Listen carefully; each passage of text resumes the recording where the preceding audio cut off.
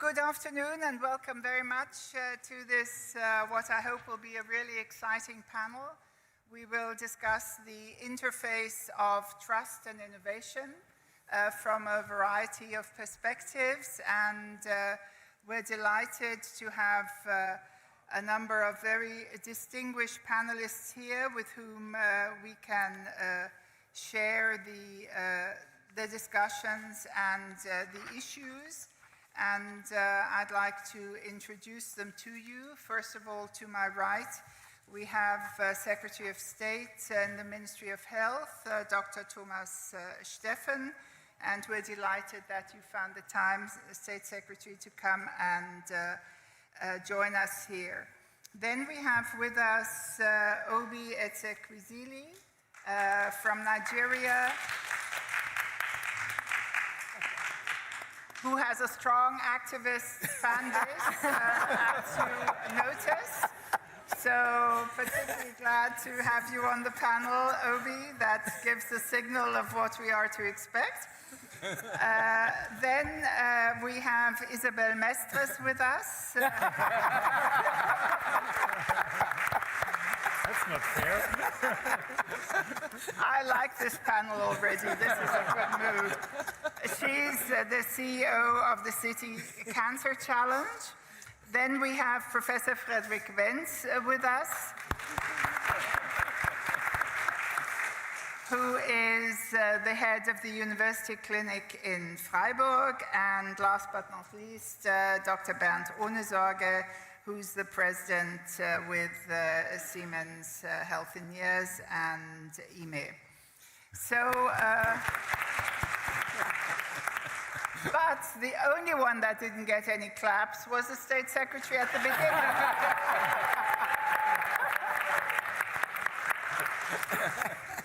I'm sorry that I have to correct you. The only one not getting an applause was the moderator. So, Madam Moderator, welcome.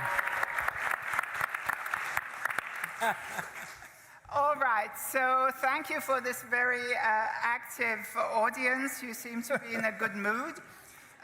Not everything we're going to discuss here will necessarily contribute to a good mood, but it's very important issues around the interface of human health, technology, and trust.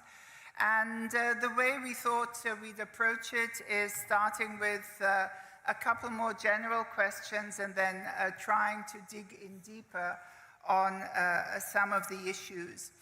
And what I've used as a starting point for my moderation, as you will notice, is a recent trust survey which highlighted a number of issues around trust. And it's always nice to sort of start out with data and then say, you know, do they hold up? Is that also my opinion?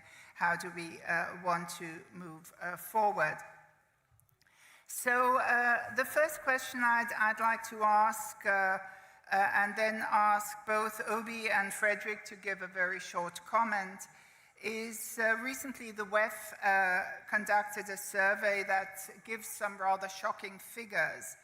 It says overall only 29% of US adults say they have a great deal of confidence in medical scientists to act in the best interest of the public, down from 40% who said this in November 2020. And the worldwide survey by Edelman also shows a significant drop in trust, particularly in developed countries. So it would be good to hear both from you, Obi. Is this also happening in developing countries, this lack of trust in science? And if yes, why is it dropping so rapidly? And if you could say a word or two of why you think it's happening here in our part of the world. Obi, first to you, the voice of the South. Yes, thank you so very much. What a delightful thing to join this panel, to have this very important conversation on trust as far as it concerns human health and human well-being in general.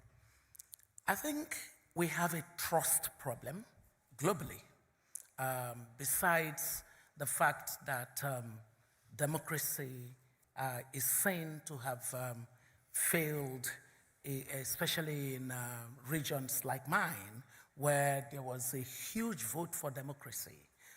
During the third wave of democracy, as is popularly known in the academic circle, the countries that had fallen into authoritarianism through military rule did elections in the 90s, and majority of the countries became democracies, as it were. But then, over the decades, saw a gap between democracy, good governance, and economic prosperity. And as that began to happen, democracy began to lose its, what do you call them, the champions for democracy. But what I find fascinating is that unlike other jurisdictions, we still have a situation where more than 69% of Africans say they like democracy.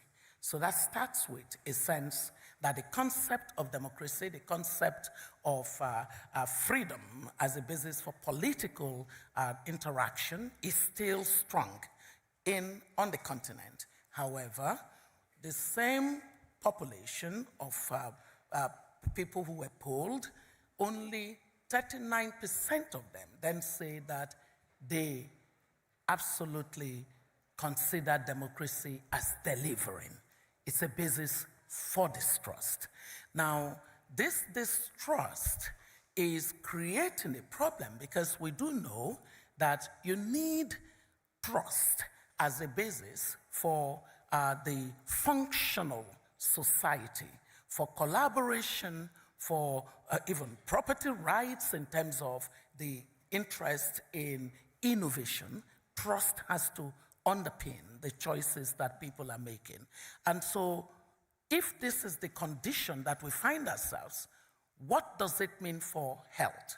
What it has meant for health and for science is that people are less inclined to believing that the private sector, which the people consider to be in cahoot with the public sector.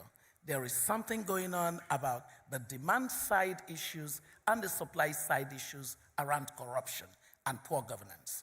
And the citizens hold the private sector as accountable for any misdemeanors that are happening in governance as they hold their own their own governments. And because they are holding these two sides accountable for things not working, science is an important part of it. And why? Because they look at science, they look at the scientific community, and they see that the ethics of the profession have sometimes been encroached upon by the private sector. So big pharma, for example, gets a thumb down on the continent. We saw it with HIV and AIDS. We saw it with vaccines for malaria, tropical diseases not being of interest to big pharma. We saw it in terms of the COVID-19 and what even governments here in Europe did in stopping the request of Africa on the matter of the drugs for COVID. So all of these create an atmosphere of distrust and mistrust, and that is a problem because we do know that globally we all have to hang together. The health of one person is important for the other person, and I often close my talk on health because I come from the economic side. I think the revelation for all of us now following COVID-19 is that health is wealth. That's all. Health is economy, and economy is health. And we do need trust in order to build back those two integrated things. Thank you very much, Obi, and thank you for trying to paint that larger picture also, starting actually with the notion of democracy and good governance, and showing that health interplays here in a whole variety of ways. Actually, the European Observatory for Health recently did a study and showed this double dynamics that If the health system doesn't deliver, then trust goes down. On the other hand, if the health system does deliver, it helps establish trust in society. So that implementation side of things is also very important. You're close to that, Frederick, that implementation side, also at a hospital. How does that, what Obi said for many countries in the African continent, how does it reflect for this part of the world? And from your very concrete experience, I would say. Very good question. I think when you look a little bit closer at the Edelman report, you see that Germany scores especially low, which is not very astonishing in the country where we invented German Angst. But I think that's too easy to just state it. We have to investigate a little bit. So why has trust dropped? And I think this is a really long story about spread and control of information. And this has been catalyzed by the internet and by COVID-19. I don't want to make it too long a story, but we really have to start in the Middle Ages, literally in the Middle Ages, when information was controlled and spread exclusively by the Catholic Church. The monasteries and the monks were copy machines of information, and the only information that was multiplied was controlled by the Catholic Church. And then with the invention of printing books, everything changed, and the media came up, but the media still had an important role that journalists were a kind of a filter. And then with the advent of the internet, the democratization of information and the loss of quality control of information, things really changed. I mean, everybody can post anything on the internet, and with this system of likes and shares and echo chambers, things are exaggerated. And then COVID-19 came on top of this. And COVID-19 was really a difficult period, not only for politics, but also for science, because suddenly our scientific debate, which is the nature of our field, became public and became kind of into politics, because politics had to interpret what we delivered and had to communicate to the population and make decisions. And science is uncertain, things change, novel information comes up, and by this, with this really complicated situation where our debates became public and politicized, this led to more loss of trust into science, and this with the whole story based of internet and loss of control and quality of information, this led to this loss of trust in science. Thank you for that analysis. I never thought we'd go back to the Catholic Church in this panel. I actually laughed when he called the Catholic Church. But it does show something that we always underline, that these are long-term issues. These are not issues that, people say, you need centuries to build trust and 5 minutes to lose it, kind of thing. And so, of course, also the context, the culture of each country plays a role in how trust is built and which institutions are trusted more than others. Actually, most surveys now show that absolutely nobody is trusted anymore. So it goes down for government, it goes down for media, it goes down even for doctors. It used to say, trust your doctor. Actually, interestingly enough, and that's where I'd like to come to you, that is, interestingly enough, some of these surveys show we still trust the private sector, not the pharmaceutical industry, the private sector, because in terms of output, but that's a thing we could question, but interesting. And your company obviously depends very, very significantly on innovation and technology. So do you feel that this whole loss of trust reflects on your business? It's an interesting thing you're saying this, and good that I don't represent Big Pharma today. So you would have been in trouble. I'm in a good space. I'm in a good spot. So that's great to begin with. While I have to say, we're in the medtech sector. Also, pharma is strong in innovation, and without the innovations from the pharma industry, a lot would not happen and take place. I mean, it's great that the survey says this because, in essence, innovation is the lifeline of companies like ours and many others. I mean, without innovation, we wouldn't be successful. And I mean, it's obviously interesting to explore and go deep in the analysis. But obviously, what we are well advised to do is to always understand what are the clinical trends that we want to have a contribution to. That's why we, clearly observe the demographics. In our case, it's infectious disease, but also especially non-communicable diseases, cardiovascular disease and cancer, next to diagnosing all kinds of diseases that we get a hand on. It is about clearly working closely with experts in the fields. That's why we work closely with universities, we work closely with governments to understand where is the need, where innovation will make a difference in both directions in helping innovate to improve clinical conditions and at the same time also to make healthcare and technology more accessible. So, and in a way it's a privilege to see that this is recognized, that the private sector is not only considered as a money-making machine, but a contributor to innovating in healthcare for the better being of patients and populations.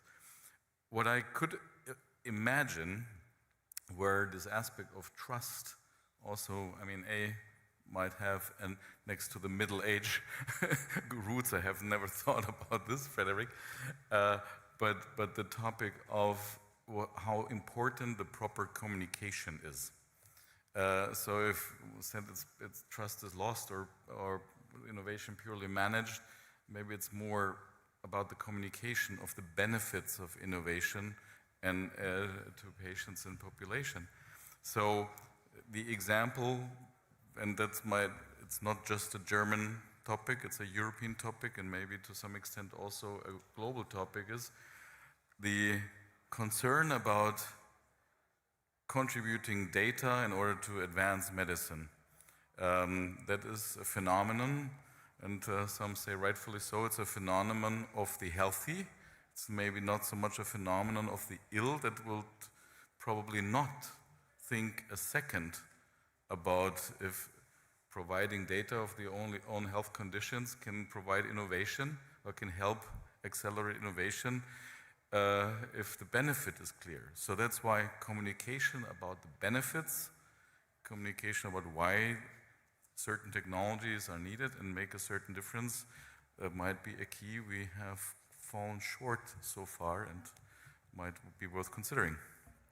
Thank you for that. And, the surveys show that many people think, they say innovation is poorly managed, in quotes. And that, of course, can relate to the fact that, on the one hand, it doesn't get to where it should get, those who need it most, but it can also mean that it's not communicated what this innovation, what the benefit of it really is, and what it adds.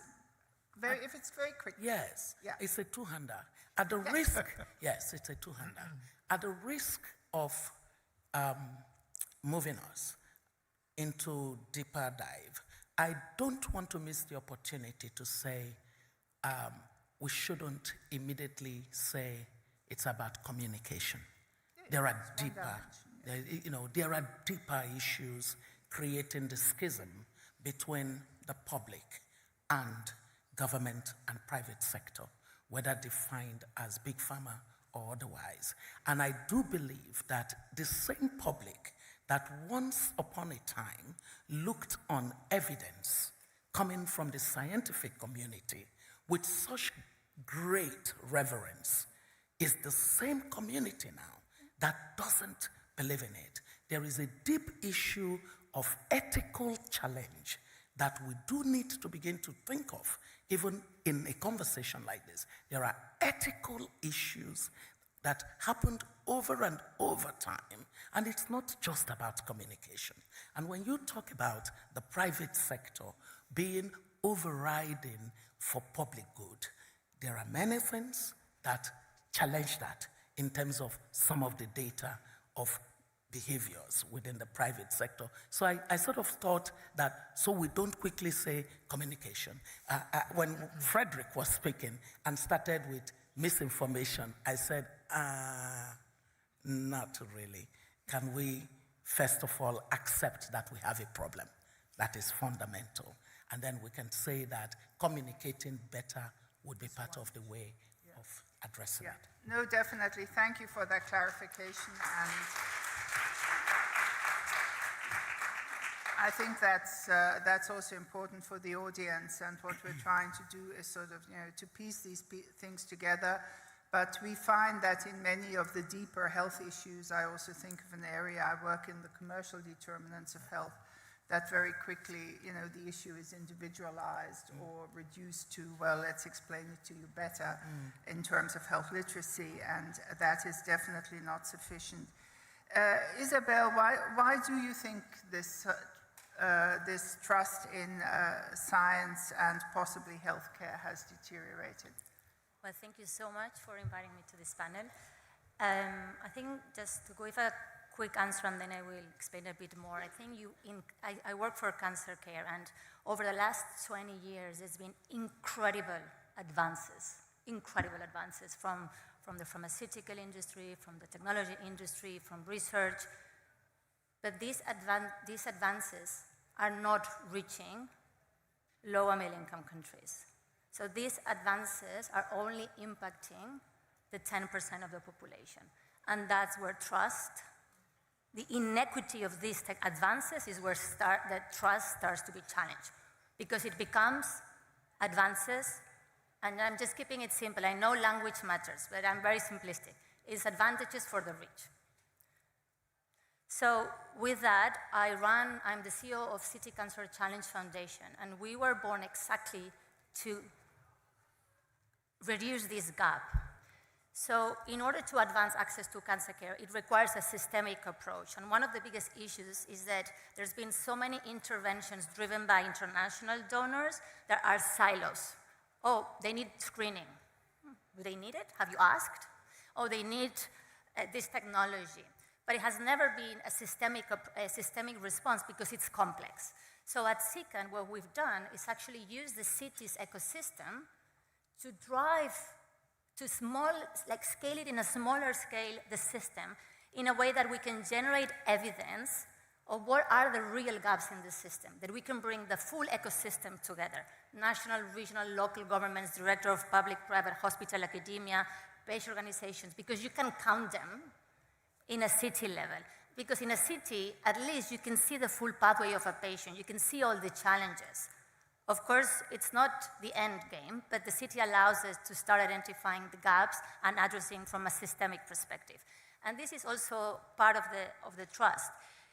I see Abigail's point about the private sector not being this, impact-driven and maybe more profit-driven. But it's a change. Think about 20 years ago, sorry, Siemens, I put you on the spot. Siemens was developing a technology, and they were an innovator company, and they were assuming that everything in the system was in place. Because in Germany, the government was taking care of the hospitals, was taking care of the coverage, the private sector was taking care of, transportation. So they were innovating with assumptions.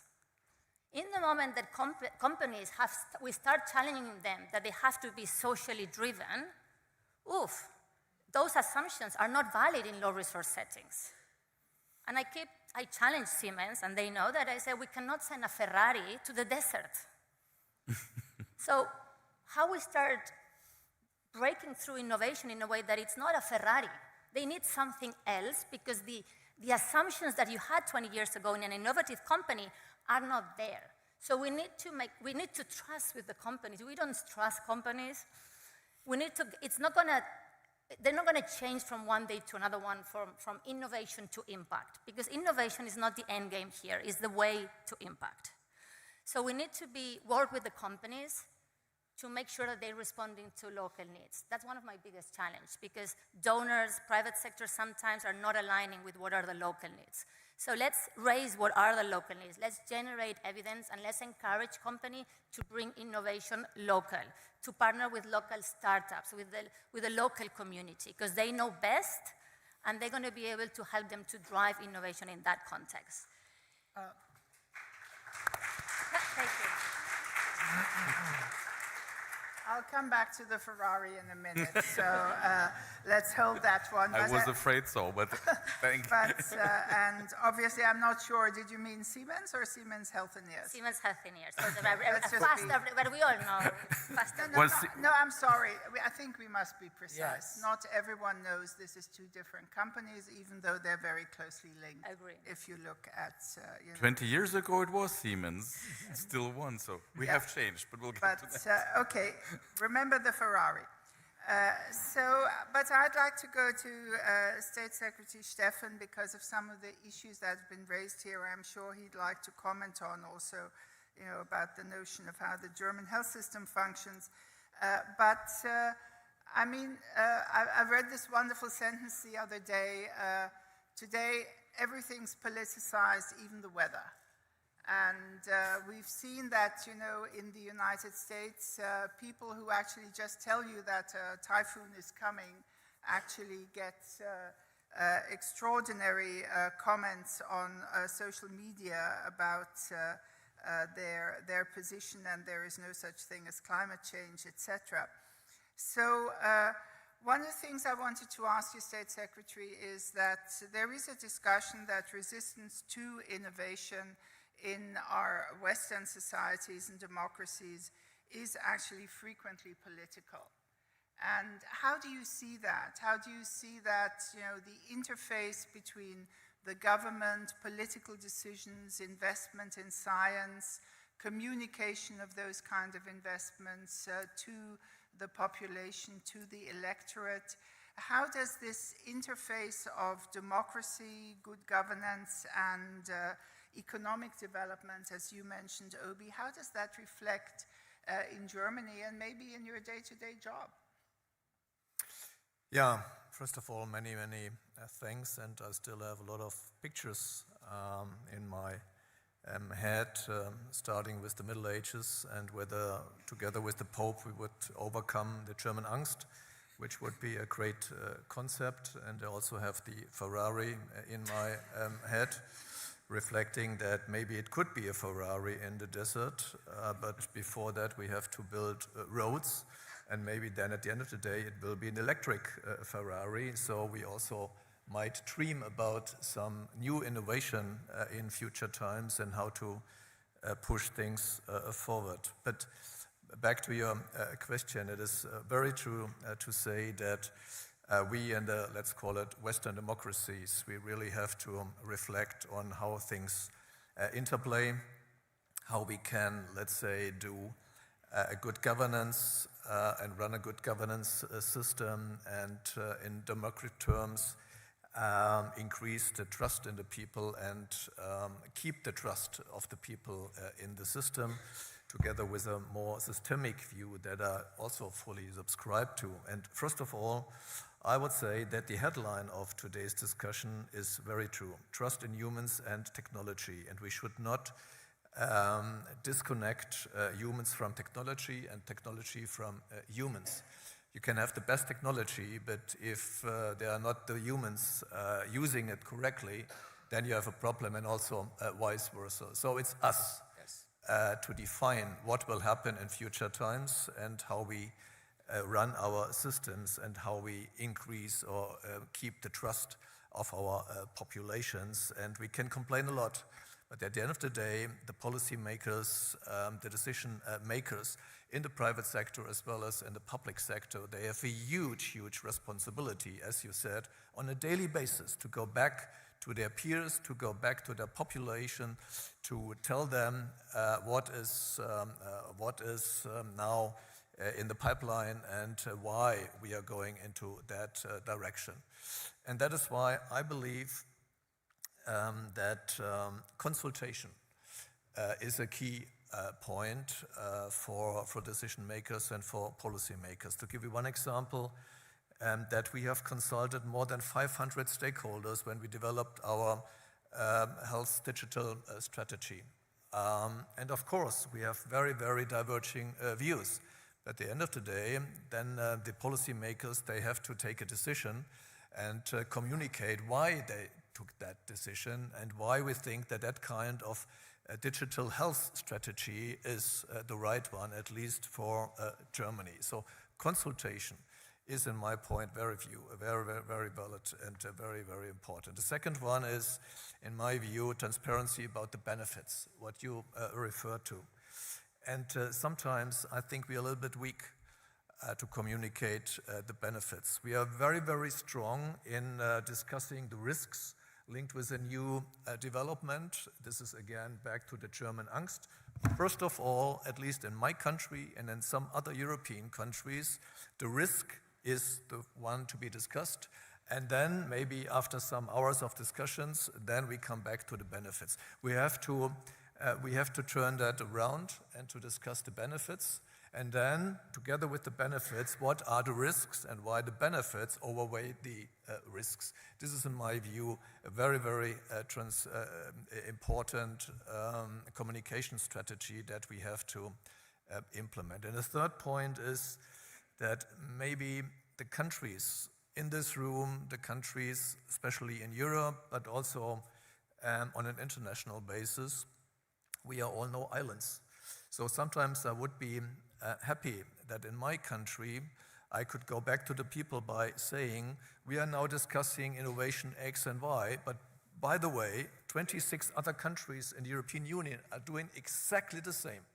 And of course, some of them already took a decision in favor of that innovation. Why are we not in a position to decide that by tomorrow? So we are not in a silo. We are not living on an island. We are all together in one boat, and the boat is floating into one direction or another direction, just to let the people know we are not alone, and we are not just turning around in circles in Germany, but look at our peers on a especially European, but also international basis. And in my view, Madam Moderator, that would be my last word, the best way forward to overcome what we have seen as the new term of, what is it called, post-factual, post-truth, post-reality politics that, in my view, came up during the general election in the United States 2016, together with the Brexit discussion in the United Kingdom. And since then, floating around, I don't know what really it is. It is very much linked with the question that each and everyone can have a comment on each and everything, and then it will be reflected again in the media. And of course, it's fine, because it's a very free media landscape, and no one wants to control the media. But we need someone then to put it in a frame and to again explain the best possible way why in that kind of question the benefits will overweigh the risks. I would call it, to sum up, that we all have together to democratize those processes, bring them back to the people, and let the people understand what we are doing and why we are doing it. Thank you very much. And that's, of course, the issue, how do you do that, and how do you do that in a competitive environment? Obviously, with you on the panel, I went off and studied some websites and things like that, and there is a very strong focus of Siemens Healthineers in referring back to ethical aspects of development, of trying to put this in the forefront. Could you share this with us? And also, the State Secretary spoke about consultation. Do you go out of your innovation development field to consult with others, to take it up with communities? And do you have that Ferrari, or? I knew it was going to come. No, but it is about the adequacy of innovation in certain contexts. And of course, that has equity dimensions and many other things. I mean, those working in low and middle income countries, but even in our part of the world, will know about technology that just stands around and isn't used, or you have the opposite effect in many of our rich countries, that because it's standing there, it has to be used. And that also has dire consequences. So a word or two on that. Yes, happy to. And I'll come back to the Ferrari analogy towards the end. I mean, our strategy, as we do it and also as we communicate it, is very much derived from clinical needs and from the challenges and opportunities that healthcare systems have today. So, and obviously, we at the end of the day look at it from the perspective of the portfolio we serve, which is reasonably significant in terms of medtech and healthcare infrastructure. But the facts that, and I just give a couple of... For the audience, could Yes. you name one or two of the key products you produce? I mean, Not everyone knows what Okay. you're up to. What, I mean, maybe I get to I it mean, for a moment. not as advertising, but, just to get a feel in diagnostics. Happy to. Let me come, but you asked about the general communication. That's why maybe come back when I do the analogy to the Ferrari of what our Ferraris and Beetles would be. So, but we really look at it from a broader perspective. Example, growing demand on NCDs, particularly cancer, particular cardiovascular diseases. We look at it from the reality that more than 50% of the global population has no proper access to healthcare. And that the WHO publication says that by 2030, at least, if not more than 10 million health professionals will be missed in the system.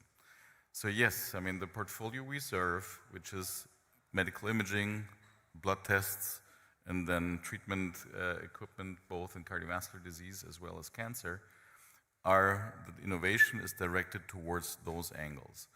And that means, yes, to advance medicine in personalization and precision, on the one hand, yes, to also make medicine for the 50% that have access to it better, more precise, and more efficient, and more successful, but also to improve access for those who don't, in the awareness that we will need to work on innovation, that the gap between demand for healthcare and availability of human resources to serve it, that gap will increase. And we are very convinced that the only way to close that gap is digitalization and AI and technology, and it's going to be technology.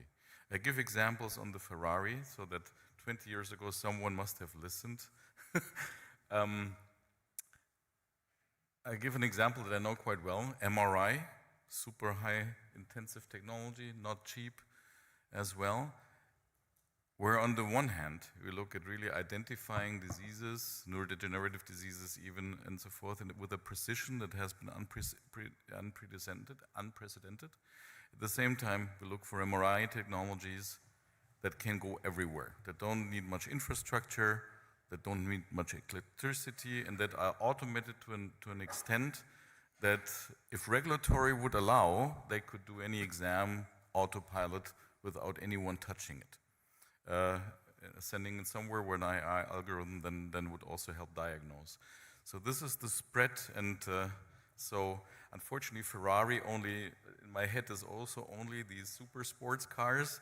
There's other brands that do both the super sports cars and SUVs, as well as the day-to-day for local cities. And we really aim to be a company in the portfolio we serve to look at both and everything in between.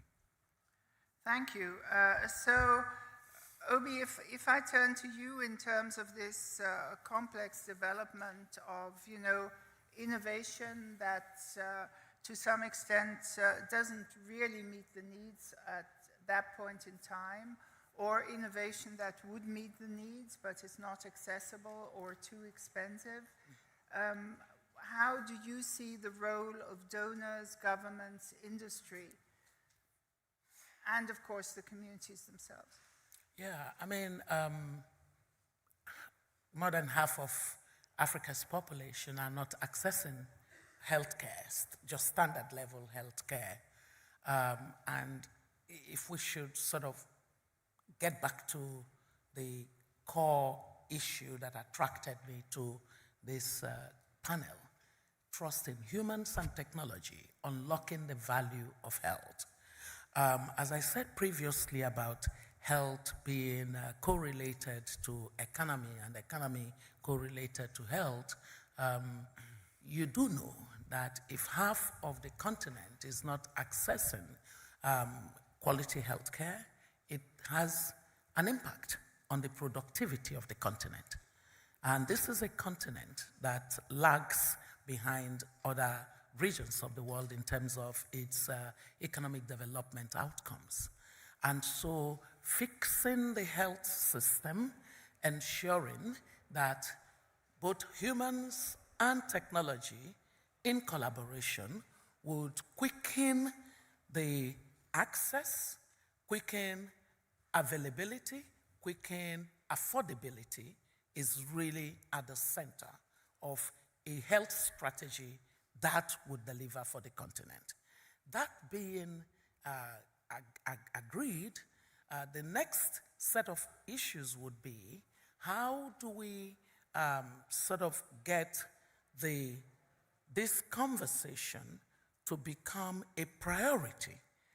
Because often what happens is the investment in infrastructure crowds out conversation about the importance of just the well-being of the workforce.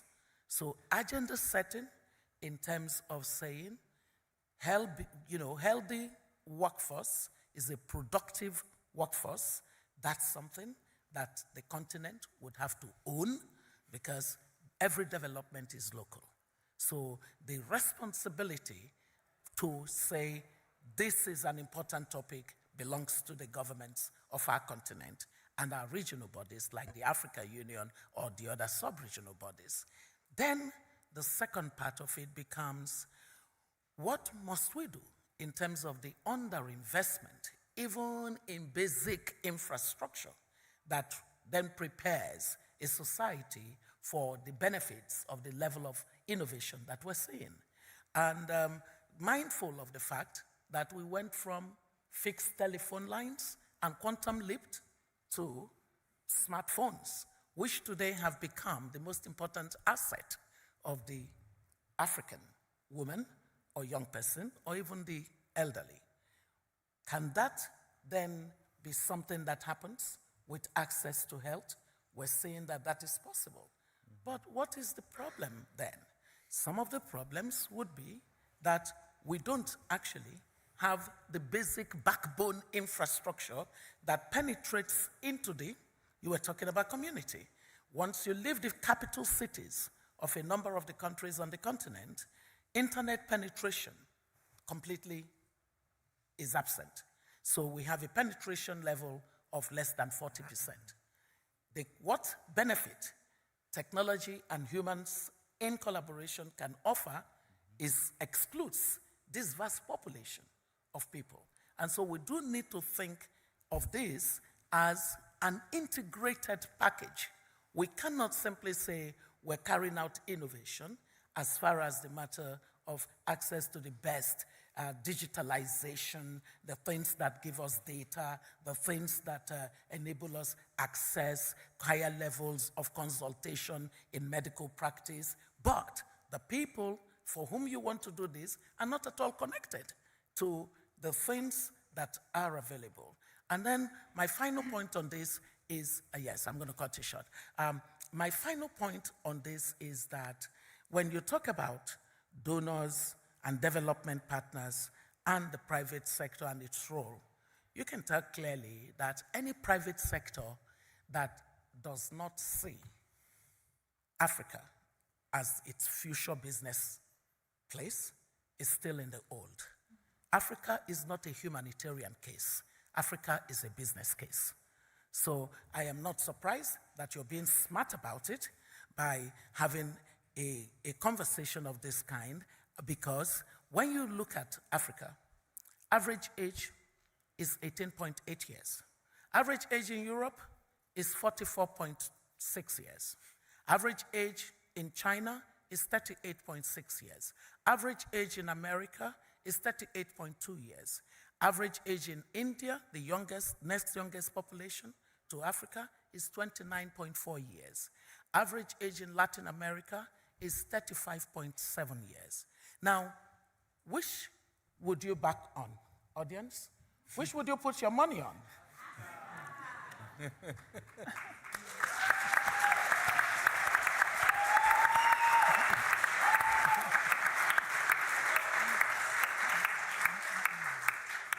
Well, I think actually we've seen a very interesting shift happening there, and it's actually been interesting that, actually the West, if I can call it that, is playing catch-up right now in terms both of African developments, but other major powers from the G20 investing quite considerably.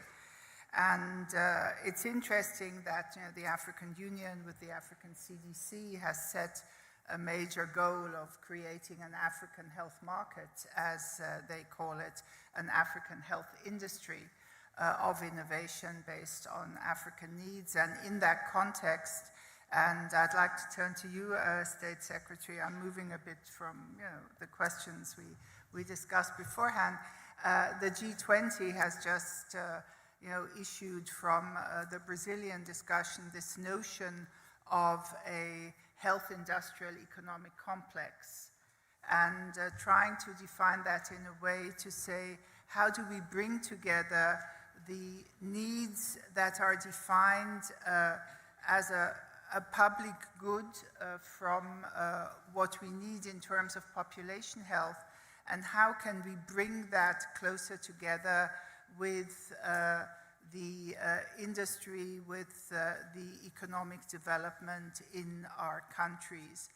What's a German perspective on that, on this interface between government and industry and regulation, which, what can one push, what does one restrain, how does one ensure safety and regulation? I think both will go hand in hand. We will always see, hopefully, a good regulation, and we will always see a high level of compliance with that regulation. And of course, this is necessary. But there is a very, very strong interplay between both. I give you the example of the European regulation on artificial intelligence. One of the first regulations that we have seen on a global basis. I guess, by the way, it might also increase the trust in that very dynamic new world of artificial intelligence. For some of us, it's maybe frightening. For others, it's a chance for personalized medicine for the benefit of the patients. And again, we have to communicate that together. But what the Artificial Intelligence Act of the European Union says is that the industry has to run those AI systems in a transparent manner. This is what is in the regulation. But then it's up to the industry to develop a good standard of what is meant by transparent.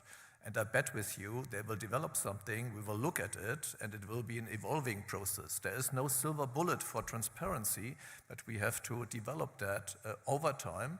But it illustrates at the same time that you have a regulatory frame, and of course the industry has a responsible task really to fill in that kind of frame, and we will check it again. This is my way, the best way forward to work closely together.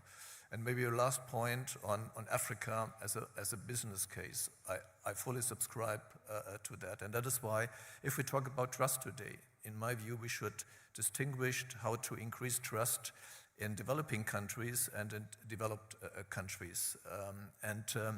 Things are very much linked between the economic side of the medal and the health side of the medal. That is why tomorrow, during this World Health Summit, we have to discuss how we can better invest in health systems, in health infrastructure, including in Africa. We have Global Gateway.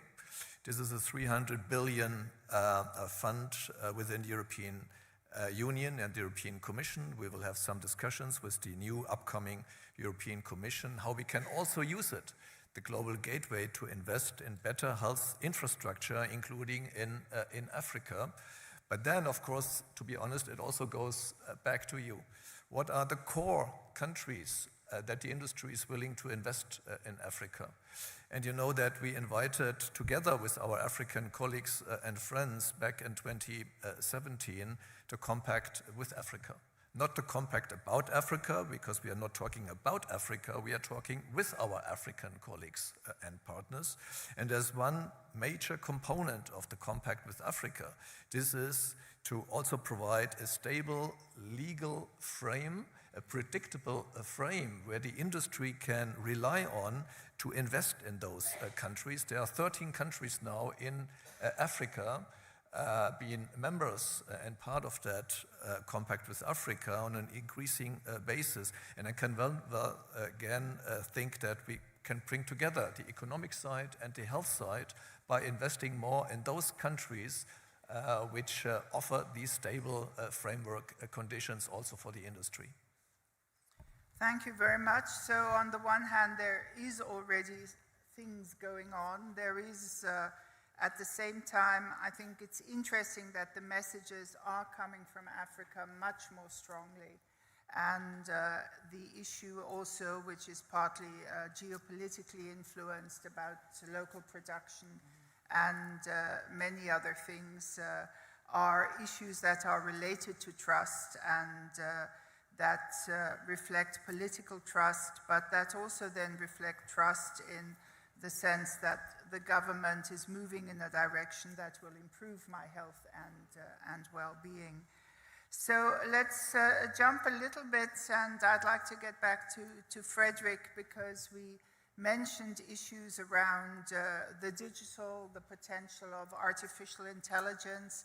And I'd like to ask you, Frederick, how that also relates to the experiences you have in your everyday work, because we seem to have less acceptance of some of these digital and AI solutions in our part of the world than I spent 2 weeks ago. I was in China, and I couldn't pay anymore with anything, and everything was digital.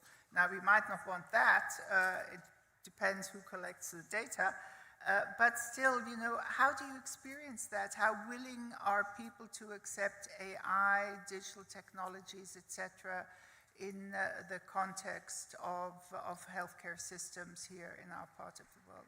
I think this is a really good question, because we see that these tools are necessary and will be a game changer. But it's probably the same with all innovation. When it's a black box for a patient, there is a lack of acceptance, there is mistrust, distrust, and there's reluctancy to implement it. So we have to educate. We have really to educate what we are doing, and we have to do this in a very transparent way. But I think what has been forgotten in the past is that we have to include the patient. So patient empowerment is one of the most important things. In traditional medicine, when you come to the hospital, you are a passive object, and you're kind of pushed through your patient journey, and then you're kicked out of the hospital. And in a modern medicine, or what we can do now with AI and with all the digital tools, is that we share all information with the patient, and that the patient is actually included as an active subject in the process. When the patient has control what's going on, then trust will come back. So I think patient empowerment, patient-centered innovation, and explaining what we are doing is really necessary. Thank you. And I think that also reflects, we might be using different languages. There's a tendency in our part of the world to speak more about patient involvement. In, I think, the developing world context, that's more about community involvement, because, the local structures are different. And those are issues, of course, in any kind of intervention or technology use that one has to take into account. So, Isabel, in your experiences. I mean, you've worked on this whole issue of, non-communicable disease in a variety of contexts. You said, now mainly also on cancer, but you've worked in other NGO contexts trying to take that forward. And here again, the involvement of people living with the disease is so absolutely central. So what do you hear from that community in terms of trust in technology, and if I can say trust in humans, meaning the healthcare professionals, etc., that they are dealing with? Yeah, thank you. So I mean, patients are, specifically cancer, any patient, but cancer patients which I'm dealing with are going through really tough times, and it's an agony that takes a lot of years, and that also their families. So when you're in that situation, you're looking to hold your trust it's on anyone. You're just trying to find any good hope in technology, in medicine, so you're just looking for whatever solution. What they really said is that they want to be part of the solution. That is clear. They want to be heard. They want to be helping companies to actually develop solutions that work for them, work with NGOs, international organizations, and that's the biggest call, is that we hear them, but also act with them. At City Cancer Challenge, they're part of our needs assessment, so we collect their understanding of what are the gaps from the system, from their perspective, and there is always patients involved in the development of the solutions. Thank you. So, this co-production, I think, something that emerges in various ways in different contexts, and that, of course, is also so critical in the development of digital tools in terms of, the user-friendliness, the necessity of understanding what's actually happening. Now, if we stick with the digital, and as State Secretary, you also mentioned the activities in the European Union, etc. What was quite extraordinary for me, I was at one of these global health conferences in Dubai, Wish Summit, I think it was, and there were a couple of young gentlemen from the tech industry. And as one was discussing around development of AI and digital, etc., in health and the necessity for regulation, they quite bluntly said, well, the government lacks competence to regulate us, basically meaning we should regulate ourselves. So what would you tell one of these young snazzy guys from the tech industry about the competence of government to regulate? There's a very easy answer to that, industry and industry innovation without proper regulation will simply not function. I've experienced that in my earlier work in the financial services sector. It's exactly the same. We need less regulation, and they need less regulation until the next disaster occurs.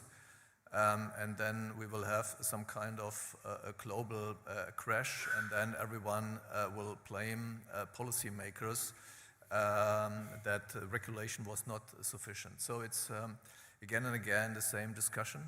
But I agree with those saying that the governments and regulators should have the right competence. And the right competence means twofold. First, talking to the people who are developing new tools and instruments. So just to be in a silo and to think that sitting around the table means good regulation is not true.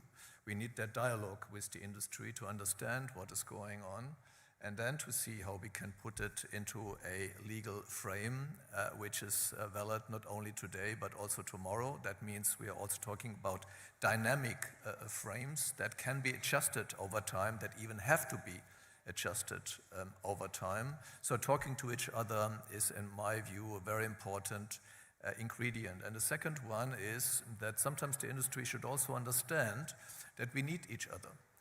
The industry needs good data and for good data to be available, you need, again, a good regulation to make the data available. At the end of the day, it's the data of all of us floating into a new development.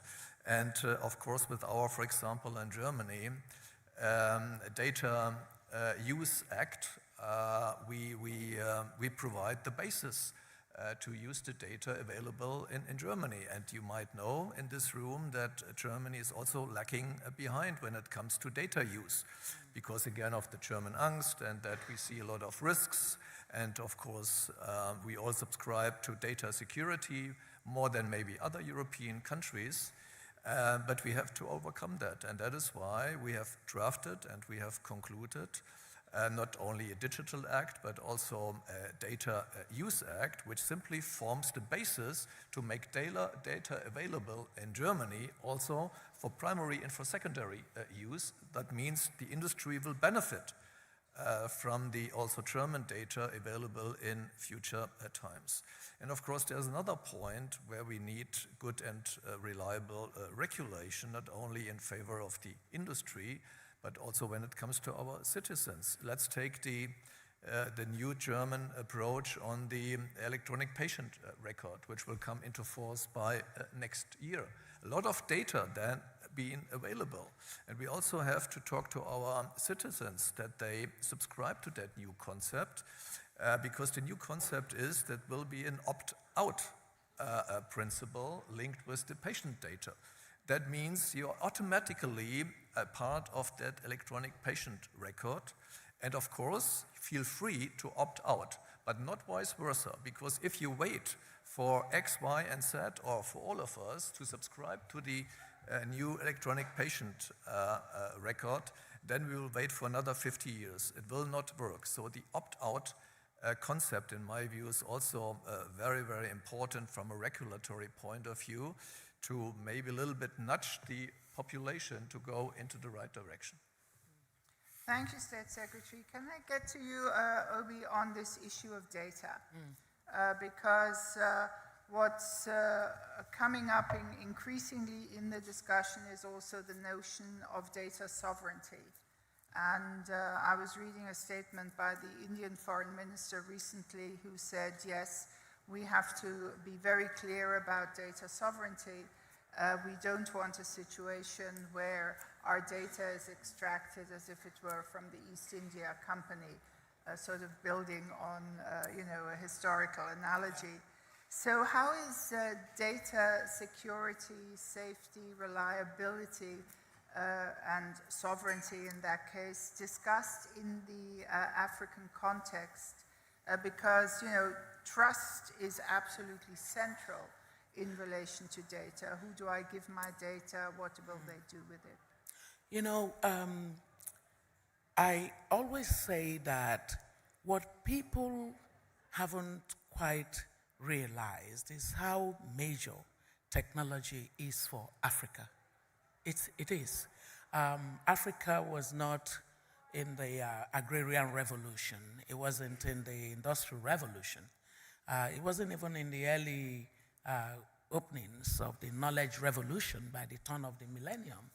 But the ICT revolution completely has been a revolution that Africa has been a part of, not only consuming it, but also with Africa's young people becoming contributors in the production of it.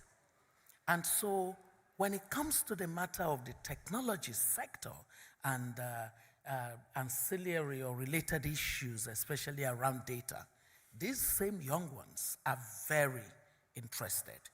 The delicate balance that we see in public conversations across the continent is not just about the data sovereignty, and they are huge on it.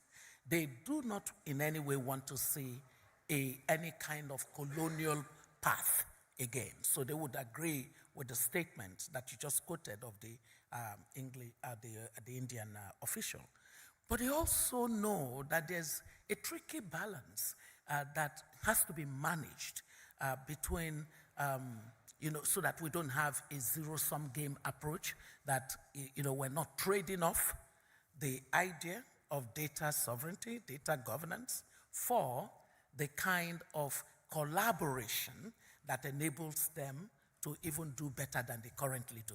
Because a number of African young people in technology already are part of global teams across boundaries of countries. I know, for example, that Germany is one of the countries where a number of my young mentees in the technology space are part of project teams in that concern data and related issues. What that then suggests is that our world needs to actually reset our minds. This older generation of people, I take you out of it. You see, this older generation, we've got to know when to leave the stage. We have to. The reason I say this is that there is a new economic structure that is being powered by these kinds of innovation where data is the new oil. And these younger ones understand it far better than the policymakers that are currently in offices across the world. So we do need a transition period where the private sector, the public sector are in collaboration for understanding how to segue into this data shared sovereignty, as it were, without it being inimical to any of the parts of the world that already feel disadvantaged. So for data governance, I vote for a conversation that is actually transparent. I am one of the co-founders of Transparency International, which is actually, it's here in Germany that we started with Peter Eigen, our dear friend. And in that whole space of building a conversation that eventually got the world to do something globally about corruption, it took a rigorous effort of finding all the parts, private sector, civil society, governments, countries of the north, countries of the south. You can see now that I hate your global south, global nothing. So I call them countries of the north, countries of the south, came together to come to a place where ultimately the OECD treaty outlawing bribery in international corruption came as a result of that kind of an effort. I think we're at that place as far as artificial intelligence and all other related aspects of technology, for us to have a process that leads us toward a global governance space that everyone can feel reasonably comfortable with. Thank you. So I'm not going to ask you to leave the stage, but I'm going to ask two young people to come up here and give their views. Come on up. One.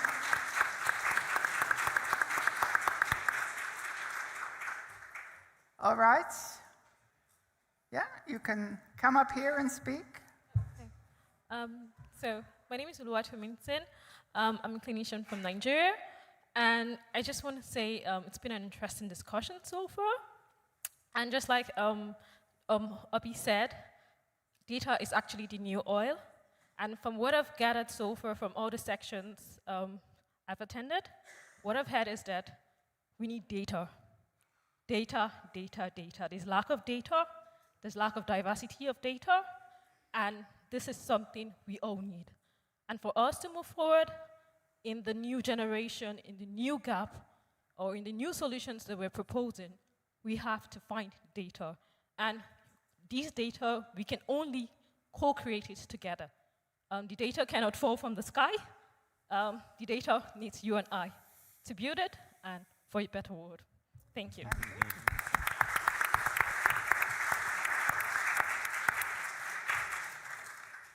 Okay, over there. Another voice. You got all the Nigerians in the room. I don't know. They seem to be the most outspoken and one of the largest countries, I guess. It's been an interesting conversation, I must say. I think all the panelists shared very, very insightful perspectives into what's going on in your different countries. But I just want to tie it into what Obi said again, that data is truly the new oil. And it is in Africa that you really find young people championing solutions that have to do with a lot of data generation. Another point I would like to make is that in as much as we are actually generating data, distributing data, and also destroying data, it's important that we channel and champion data solidarity-based approaches in a way that actually allows for data risks and benefits to be borne equitably. This is one of the things that we champion at the Digital Transformations for Health Lab in partnership with the University of Vienna. And it is a data solidarity-based approach whereby the public value of data use is promoted. That is high public value and lowered risks of data generation. So overall, it's been an interesting session. I'm very happy to be here. And thank you very much once again to all of the speakers. And a final note is that you are all in charge of your data. Please ensure that you use it well, and you also ensure that as individuals and organizations, you make sure that the data is used much more for public value rather than private gains. Thank you.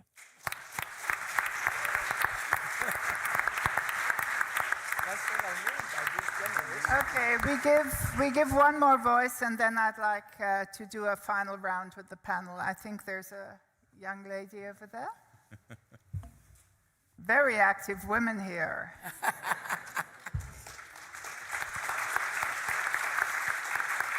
First of all, thank you so much. This was such an engaging and interesting panel.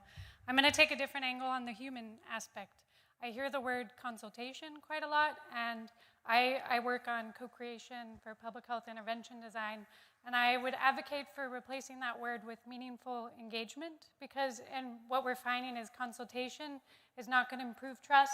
It's actually going to erode trust, because it's a one-way communication process, and people are not feeling they're part of that decision-making, that important decision-making step. So if we truly want to empower humans, maybe we can find ways, and my question is, how do we use technologies to empower humans and deal with these systems that are broken, that are the underlying issues, that we're just building pretty houses on top of crumbling foundations. So thank you very much. Thank you.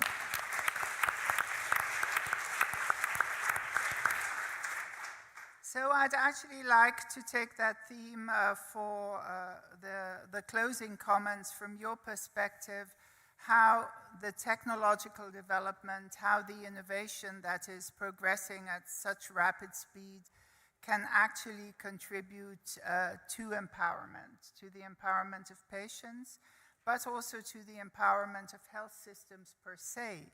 Because if we look at the situation in terms of policy priorities, very frequently, of course, health and particularly public health, we heard about the public value of data, actually loses out.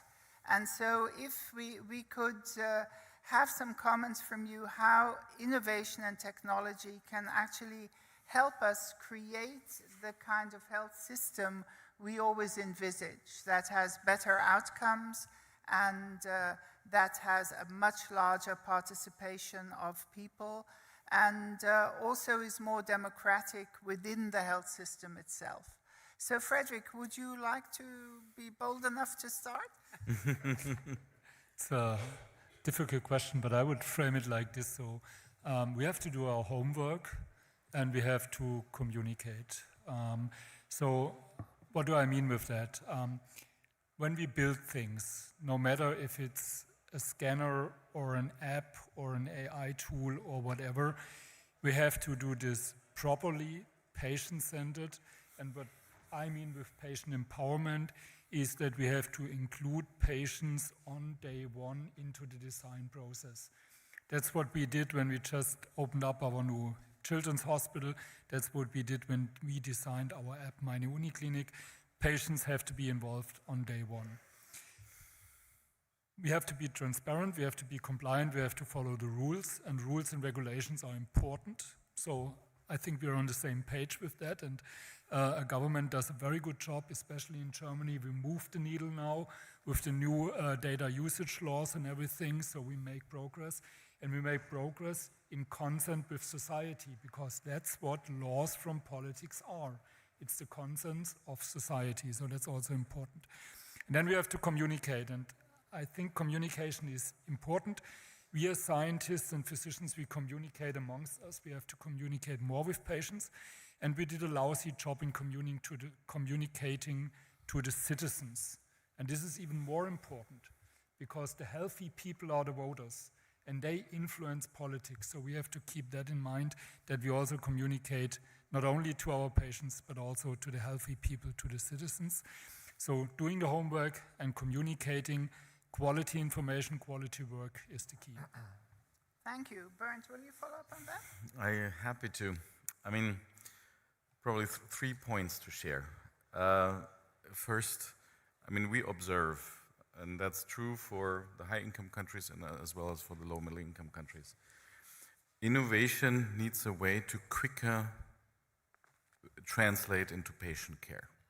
We see too many examples of innovations being ready to be used and to advance medicine or to improve efficiency, and it just takes too long at times to really hit the healthcare systems. This is why an active support or also an enablement by government, by policymakers, also of collaboration between industry, academia, and healthcare providers. This triangle of piloting and understanding improvements of innovation and how they really help patient care, I think we have to accelerate. Second, on the topic of digitalization and AI, and we had a breakfast discussion this morning about this, there's so much big words about AI, and that has to be discussed. I mean, the AI will, in 1 or 2 decades, be all around healthcare. But we should not spend more calories than needed into this bigger picture discussion and really deploy AI where it already exists. In automation of technology so it can be easier used, in supporting physicians to make better diagnoses, supporting physicians to make better treatment decisions, supporting patients to be also partly in charge of their own health and with AI algorithms to be guided by it. And that to be very specific about use cases and really propagate them. And last but not least, I have to come back to what State Secretary Steffen said. I think we're all in violent agreement that the health sector is a very sensitive one and needs to be properly regulated. At the same time, and I'm very careful with the word trust, but please, there must be trust in industry, that we're all on the same page, that this is a highly sensitive segment. I can tell you from the industry associations, there's nothing worse to a reputable company where a data leak or a safety issue.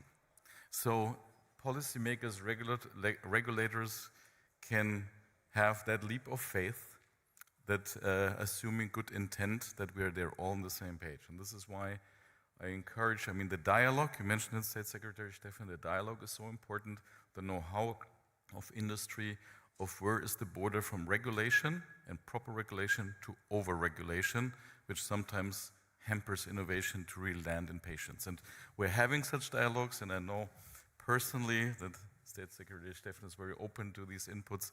Please, let's continue on that dialogue in the benefit of patient care. Thank you. Isabel, you have experience on this collaboration, so maybe a couple of words on that. Yeah, no, I would like to echo Bernd's comment on the trust of the industry. I mean, I work for a civil society organization, and of course this is something we're always worried about, conflict of interest, but conflict of interest is not, it's an opportunity because it's saying that we have similar interests. So let's focus on what brings us together. And we have developed a framework, it's in our website, citycancerchallenge.org, advertising, where you can download a really good framework we developed with Roche, and actually we've been incorporated in our partnership with Siemens Healthineers. Will actually help us to bring our strengths to the partnership and maybe managing what are those guardrails that could get us into a conflict. But we should look into what brings us together, what the company brings, what the government brings, what the civil society brings, and then make sure that we're all accountable into what every player is going to bring. And there is Two more things I want to say. One is that innovation is not the end game. It's not about bringing the latest innovation. We're here to impact people's lives. And that's why innovation is a vehicle, but it's not the end game. And to the point of that lady, I really agree what you've said. And we have to be careful when we're talking about what are the solutions some of the countries need versus asking what do they need and how we can help, because they know best. 100% they know. And it's here our role from donor countries is to be there next to them. And we have to avoid this unbalanced situation of donors and recipients. Because as a civil society organization, one of the things we fear civil societies is the loss of funds. So many organizations, sometimes we say yes to a donor when we mean no, because we're fear of losing funding. And I think we all have to start breaking that fear and being very open about what works, what doesn't work. Because I've done this over the last year. I've started speaking up with my donors, and actually I haven't lost them. And I really encourage civil society to actually speak up more with donors, and I think that's part of, like, we have an incredible partnership with Siemens Healthineers because we have a very open conversation. And let me tell you, yesterday I was with the CEO and I challenged him. Good, you did. And he thanked me, and it's vice versa. I also want to be I want to also be challenged by them. So let's not be afraid, because really I can say I didn't lose funding after challenging the CEO. Okay, so not only have conversations, but have different kinds of conversations. So I'd like to ask Obi and State Secretary to just give a short comment on, is it possible to develop a joint innovation agenda between the countries of the global north and the countries of the global south? You've already indicated some initiatives, State Secretary, that are moving in that direction. What would you wish to see as a priority global health agenda in this field? How to move forward? Yeah, I think this is a very, very important question at the end of a very exciting panel. I think a key word is partnership. Partnership between the industry and the public sector, partnership between what we have to overcome, the global north and the global south, fully subscribe to what you said, because we have to work together. And what I would like to see on the global health agenda is that maybe we have to realize there are different dimensions of trust. There's local trust, national trust, international trust, and maybe we see the development of innovation growing faster than trust. Maybe we have sometimes to accept that the industry and innovation is simply too fast for all the people that might, at the end of the day, benefit from that. And maybe we have to accept that. And maybe at the end of the day, we might find out that, for example, in Africa, where there is more data available because you frame the right basis for data availability and data usage, that maybe then you are quicker in adapting and implementing some of the innovations than we in today's global north. And then partnership again, we might learn from each other. What are the benefits? What are the risks? What is your experience on a daily basis? How the patients in Africa respond to that? And we bring it back to the today's global north, and maybe also vice versa. So maybe at the end of the day, we have to accept that there's no solution that fits all, but a kind of, let's say, also sound competition going on a global basis, because we are living in a globalized world. Thank you. And Obi, you started the discussion, you'll end it. Thank you so much. It's really been an interesting panel, learning from all of my co-panelists, and the openness of our conversation is critical for building trust, right? So here we are at a junction in transformation of our economic structure, where we risk having a huge divide again. So are we going to decouple at an even greater exponential level? Or should we really pay attention to why this cannot be the approach that we should take? For a resilient, prosperous world, we do need to pay attention to the things that are not working. The things that are not working, especially based on an absence of inclusive governance, we do need to pay attention to governance. Number two, we do need to understand that collaboration is a given, no matter what country you're from. We have seen that trade actually offered the world the greatest run of economic prosperity.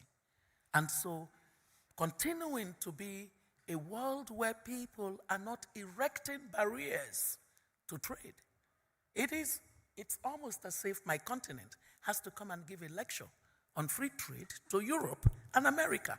I find that disheartening. How did you swing from being pro-trade to becoming what you suddenly are? And at a time when my continent has formed the largest trade area, the Africa Continental Free Trade Agreement. When you think in terms of your innovations, you don't even have to think of one country. You have to think in terms of a large-sized market of more than 1.2 billion people. What an advantage for Europe, next door neighbor of Africa. And yet you spend a lot of your time fretting about China. Excuse me.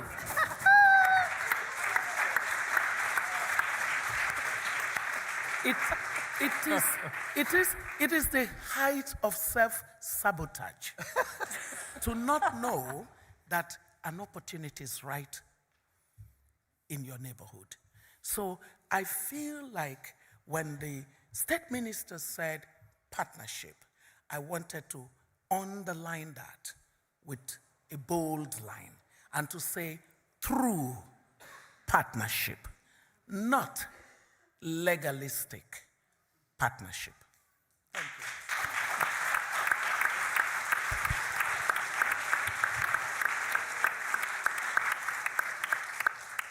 So I think a very fascinating closing statement, and the German Angst goes in a number of directions, also geopolitically. But I think we should really leave the room with that message that despite the fact of divides and inequalities, the opportunities are enormous. And if actually in a different way we think historically, we see how many developments were taken forward through trade cooperation, through a whole number of issues. I'm just reading a book that's called The Golden Road, learning about how trade with India, through India, changed the face of Asia, and none of us ever knew anything about it historically. We kept talking about the Silk Road, and actually something else was happening. So I think changing perspective, as you said, and seeing Africa and other parts of the world as this opportunity and building trust. And if we can build that trust through health, and through the health industry and through health technology, then I think there's also a very special role for the ministries of health to get engaged together and to move the agenda forward together with civil society, different countries, and the private sector as well. So thank you for this panel. It was great fun to moderate it, and thank you to the audience. Thank you. Thank you.